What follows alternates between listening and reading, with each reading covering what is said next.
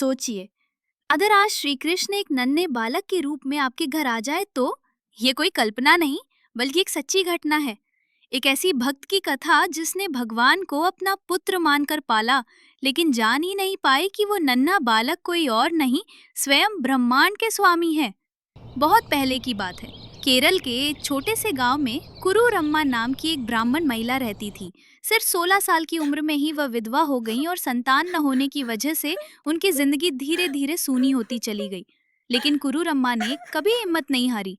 उन्होंने अपना सहारा श्री कृष्ण को बना लिया। सुबह से शाम तक सिर्फ नाम का जप करती और सेवा में लगी रहती। वक्त बीतता गया। कुरूरम्मा बूढ़ी हो गई। एक एक करके सभी रिश्तेदार या तो चल बसे या फिर उन्हें अकेला छोड़ गए। अब उनके जीवन में बस एक ही सहारा बचा था, कन्हैया। हर दिन वह एक ही प्रार्थना करती, हे नंदलाल, अब तो मेरे पास कोई नहीं है, तुम ही हो मेरे सब कुछ, मुझे कभी मत छोड़ना। उनकी भक्ति से प्रसन्न होकर श्री कृष्ण ने स्वप्न में दर्शन दिए और वरदान मांगने को कहा। लेकिन उन्होंने क्या मांगा? धन, ऐश्वर्य नहीं। कुरूरम्मा ने आंखें भरकर कहा, जैसे यशोदा को छोड़ दिया था, मुझे मत छोड़ना, हमेशा मेरे साथ रहना। कुछ ही दिनों बाद एक अनाथ बच्चा उन्नी उनके घर आ गया। नटखट, शरारती, मगर मन से सच्चा। वह घर के कामों में हाथ बटाता, कुरूरम्मा को हंसाता। असल में वह श्री कृष्ण ही थे, लेकिन योग माया के कारण कुरूरम्मा उन्हें पहचान नहीं पाई। अब उनकी जिंदगी में रौनक लौट आई थी जो सालों पहले खो गई थी। वह उन्नी को डांटती, प्यार करती, खिलाती जैसे कोई माँ करती है। लेकिन कहानी अभी खत्म नहीं हुई। उसी गांव में विल मंगलम स्वामी जैसे महान संत आने वाले थे। कुरूरम्मा का सपना था कि वे उनके घर आकर पूजा करें। उन्होंने बड़ी विनम्रता से निमंत्रण भेजा और स्वामी ने हाँ भी कर दी। मगर गांव की अमीर और घमंडी औरत चेमंगट अम्मा को ये बात पता चली तो उसने अपने प्रभाव का इस्तेमाल करके स्वामी का कार्यक्रम बदलवा दिया। उन्हें अपने घर बुला लिया। पूजा वाले दिन सुबह सुबह चेमंगट अम्मा ने कुरूरम्मा का मजाक उड़ाते हुए कहा, आज विल्वा मंगलम स्वामी मेरे घर आ रहे हैं, किसी गरीब विधवा के घर नहीं। कुरूरम्मा का दिल टूट गया। वो बैठकर रोने लगी। तभी उन्नी उनके पास आया और बोला, अम्मा घबराओ मत, सब ठीक हो जाएगा। कुरूरम्मा ने आंसू पोंछते हुए धीमे से कहा, पर उन्नी, मैंने तो पूजा की कोई तैयारी भी नहीं की। उन्नी मुस्कुराया और धीरे से बोला, आप बस आराम कीजिए, सब मैं संभाल लूंगा।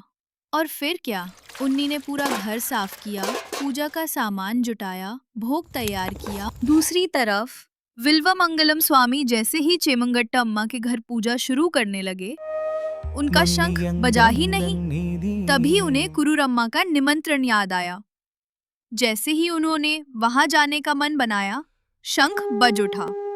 स्वामी समझ गए ये भगवान का इशारा है। वे तुरंत कुरूरम्मा के घर पहुंचे। पूजा शुरू हुई।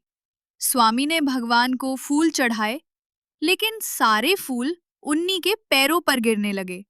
उन्होंने फिर कोशिश की, फूल वहीं उन्नी के चरणों में। तभी स्वामी ने गहराई से देखा और पहचान लिया, ये कोई साधारण बच्चा नहीं, ये तो स्वयं श्री कृष्ण है। वे प्रणाम करने लगे, मगर कृष्ण ने मुस्कुराकर इशारा किया, मुझे कुरूरम्मा का उन्नी ही बने रहना है, इसे गुप्त रखना। पूजा खत्म हुई। जाते जाते स्वामी बार बार झुकते, भाव विभोर होकर रोते। कुरूरम्मा को कुछ समझ नहीं आया। सबके जाने के बाद वो हंसते हुए उन्नी से पूछ बैठी, अरे उन्नी, स्वामी जी हम दोनों को इतनी बार प्रणाम क्यों कर रहे थे? उन्नी ने मासूमियत से कहा, पता नहीं अम्मा, शायद उन्हें लगा होगा कण कण में नारायण है।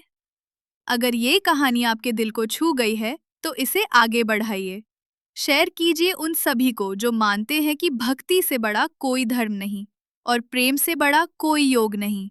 कमेंट्स में बताइए, अगर भगवान आपके घर आएं तो आप उन्हें किस रूप में पाना चाहेंगे।